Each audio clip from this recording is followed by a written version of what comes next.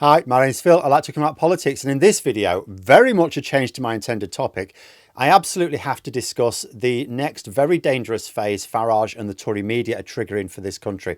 I discussed the fabricated statistics used to try to persuade people that migrants are committing much more crime in the lunchtime stream, but then I picked up on something Farage said at the press conference, which I didn't see at the time.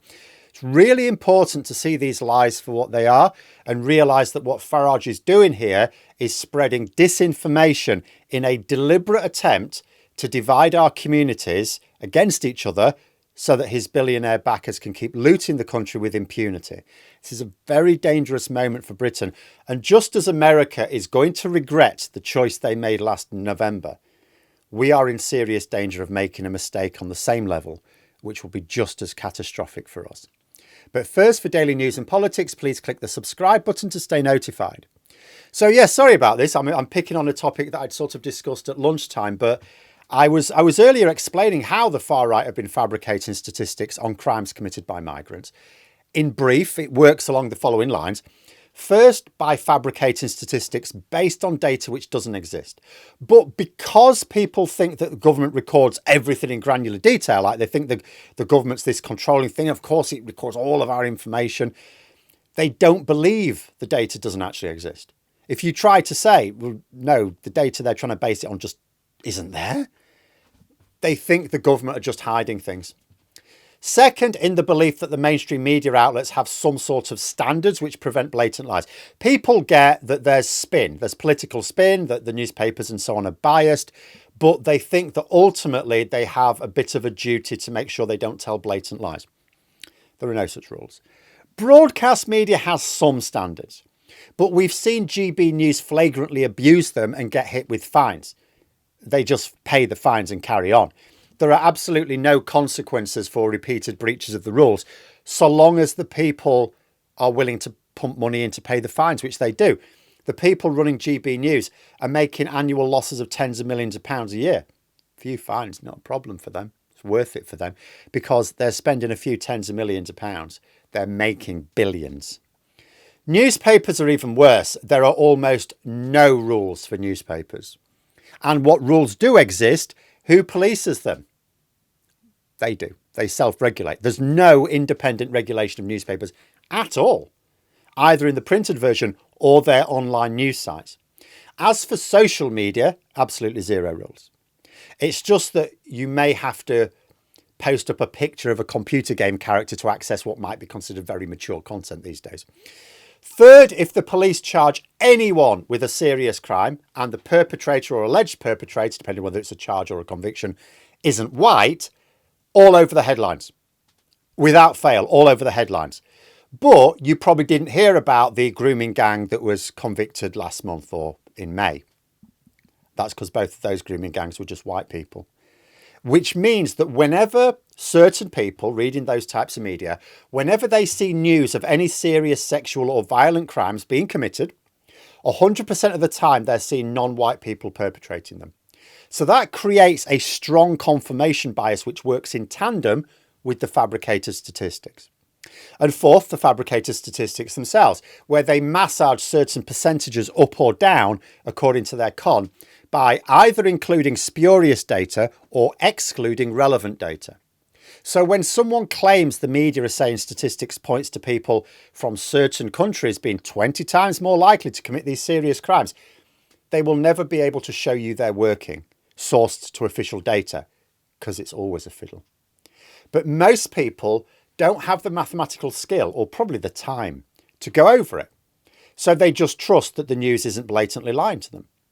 But I want to just pass comment on something else I noticed Farage said during his press conference, which I initially missed at lunchtime. So he's apparently now calling for crime data linked to ethnicity. And you think, well, why is that then? He's trying to claim that foreigners, and particularly foreigners from certain countries, are more likely to commit serious crimes. More on that in a moment. So why does he want crime data which focuses on ethnicity? Your skin colour has nothing to do with your nationality. Let me hazard a guess. So in order to make his percentage of foreigners committing crimes as large as possible, he wants a high figure for crimes committed by foreigners, right? And he wants a low figure for the total number of foreigners in the country. So he reduces the pool of foreigners by only counting people without a British passport, which is a common fiddle. There's lots of foreign-born people in the country who have a British passport because they've lived here long enough to qualify for one. But this fiddle allows Farage to remove huge numbers of foreigners from his denominator. So it makes the pool of foreign people in the country look smaller. But if he also classes anyone who isn't white, as well as every foreigner, white or otherwise, as foreign, he can also increase the numerator as well by including a load of British criminals. And you may say, well, hang on a minute, that's ridiculous. You can't do that. He will do that. The stats he's already been presented are on that level of ridiculous. If you break them down, they're that level of ridiculous. The reason for the phrase lies, damned lies and statistics is not because statistics are fundamentally dishonest. They're not at all. It's that most people have so little understanding of statistics and don't really like maths that it's actually easy to process data in a way which comes up with completely false conclusions.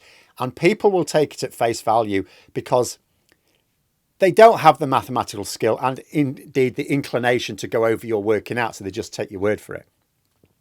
It doesn't fool a mathematically trained individual going over the working, but almost nobody, as I say, has the skill or the inclination to go through it.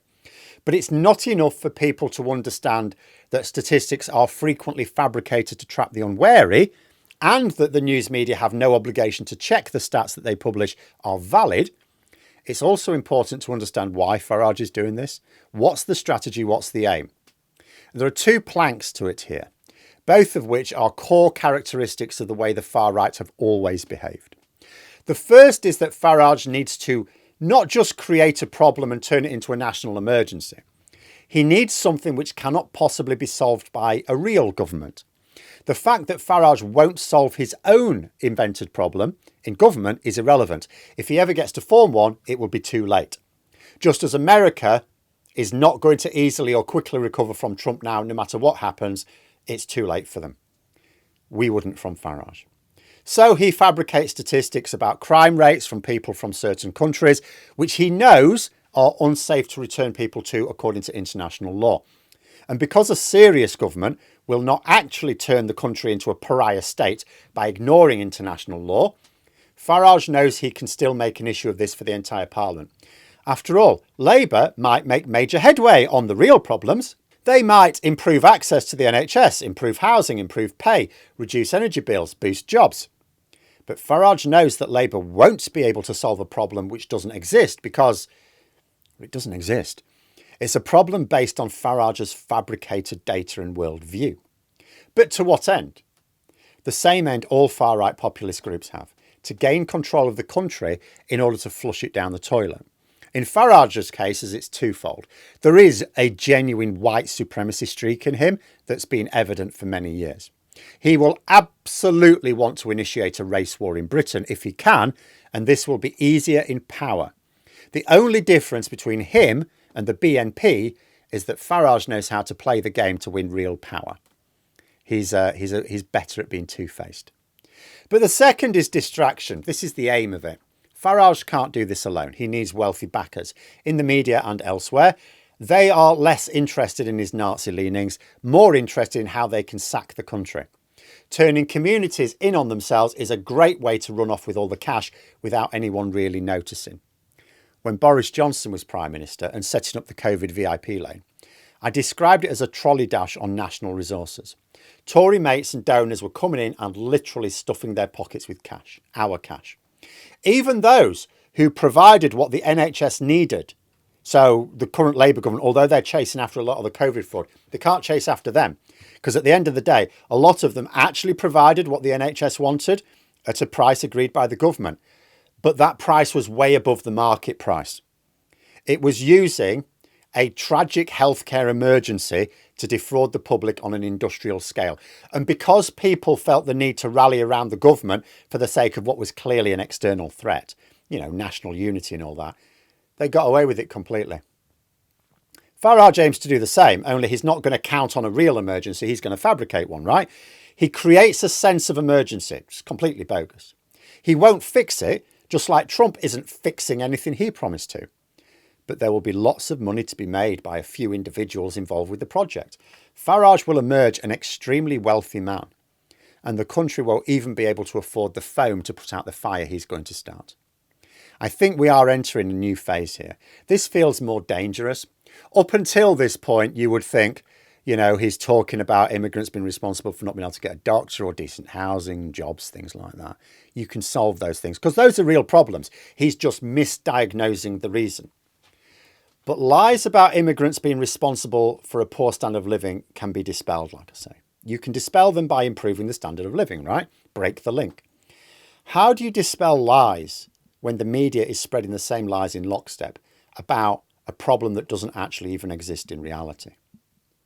But let me know what you think in the comments below. For more content, you could subscribe to the channel or even join for access to streams and behind the scenes updates. Thanks for watching, and until next time, I'll see you later.